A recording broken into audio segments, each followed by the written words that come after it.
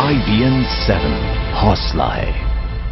Business की बात कर लेते हैं। महिलाएं हर जगह पर आगे हैं। आज जब बिजनेस मीट हुई है बराक ओबामा और नरेंद्र मोदी के बीच, और वहां पर तमाम बिजनेस डेलीगेशंस भी मौजूद थे, डेलीगेट्स मौजूद थे, उन्होंने साथ साथ बातचीत की और उसमें भी महिलाएं नजर आई। बराक ओबामा ने प्रधानमंत्री नरेंद्र मोदी की खुलकर तारीफ भी की और उन्होंने कहा है कि प्रधानमंत्री ने भारत निर्माण में एक नई ऊर्जा का संचार किया है, जिससे न सिर्फ व्यापार के अवसर बने हैं बल्कि देश के विकास के लिए भी एक नई राह खुली है।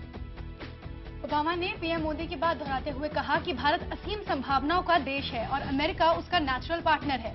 ओबामा ने कहा कि पीएम मोदी ने आर्थिक सुधारों की शुरुआत की है, जिससे अमेरिकी कंपनियों को भारत में निवेश करने में आसानी होगी।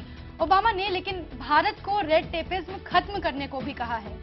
तो मोदी ने कहा कि आज एशिया में सबसे ज्यादा निवेश का माहौल भारत में है।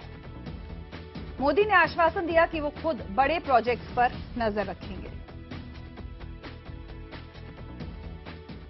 मेरा मिशन है पर drop more crop, and when I से पर ड्रॉप मोर क्रॉप, मैं क्लाइमेट इशू को भी एड्रेस कर रहा हूं, एट द सेम टाइम मेरे किसान की इकोनॉमी को भी एड्रेस कर रहा हूं। मैं मेरी तरफ जिम्मेवारी लेता हूं।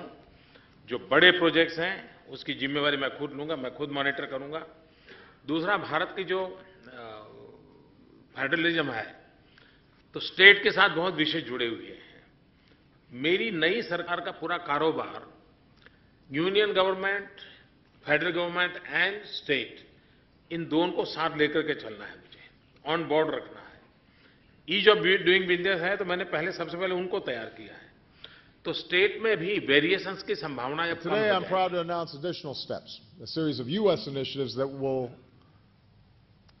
generate more than $4 billion in trade and investment with India and support thousands of jobs in both of our countries.